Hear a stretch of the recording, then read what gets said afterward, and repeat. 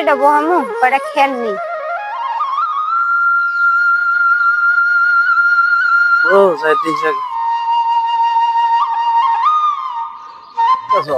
এই যে আপনার বলই তো আবার 2 দিন আগে আমার কথা ছিল, কিন্তু সময় মিলে না, যাইতে পারিনি, একটু দরকার আছে।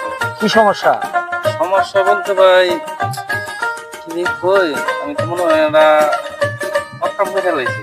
কি অকাম আছে? সমস্যা নাই, মুসু মাসি করা লাগবো না, কি সরাসরি কম সমস্যা নাই। সমস্যা হলো বলতে ভাই, আমার তো বয়া ছিল, বড় তো আগের মাথায় মাইক ধরে বসি অনেক, করার পরে আগের মাথায় তো তালাক দিয়ে দিয়েছি, তো বিধি করে দিছি। নাউজুবিল্লাহ নাউজুবিল্লাহ আস্তাগফিরুল্লাহ নাউজুবিল্লাহ, এটা কাম করছো?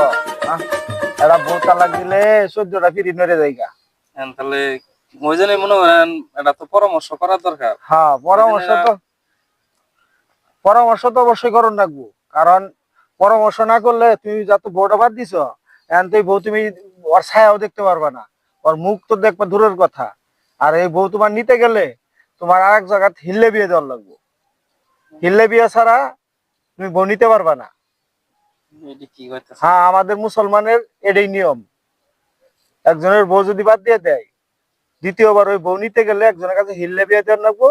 ওই বউ নিয়ে বিয়ে, হিল্লে বিয়ে যার কাছে দিবা, ওই বউ নিয়ে বিয়ে করে ওর মন মতো বাদ দেয়, তখন তুমি বিয়ে করতে পারবা আবার নতুন করে। না বাদ দে তো, তাহলে তুমি করতে পারবা না। এটা কথা কইতেছ না? হ্যাঁ, আমরা নাইলাম পরামর্শ নিব না, আমি আল্লাহর পথে থাই, আল্লাহর কাজ করি। আমি মনে করো যে এসব জানি বলতে আমার নাইছো, আর আমি জানি বলতে তোমার সঠিক কথাটা আমি জানাইলাম। তোমার হিল্লে বিয়ে এক জায়গায় দেওয়াই না। কার কাছে মহিলা বিয়ে দাও? হিল্লে বিয়ে কার কাছে দিবেন? কি এই কই, আমি একটা হুজুর মানুষ, সরাসরি যদি খবর যায় তাহলে তো ঝামেলা হয়ে যায়। কি রে কই কথাটা? কি ব্যাপার ভাই, কি গুণগান করতেছ? না না, কোনো গুণগান তো করতেছি না, একটা সমস্যা বেরিয়েছে। তোমরা হইলে তো মনে করো যে আমার কাছের মানুষ, তোমার ইজ্জত যাওয়া মানে আমারও ইজ্জত যাওয়া, বুঝো নাই? তার মধ্যে আমি আর হুজুর মানুষ, হুজুর দিয়ে থামনে গেছে আইছি পরামর্শ নিব। তখন কি বে কইতাছি তোমার কথাটা শুনো, তুমি আমার কারণে কইও না, বুঝছো? না না, কোন আমি একটা তোমার সহজ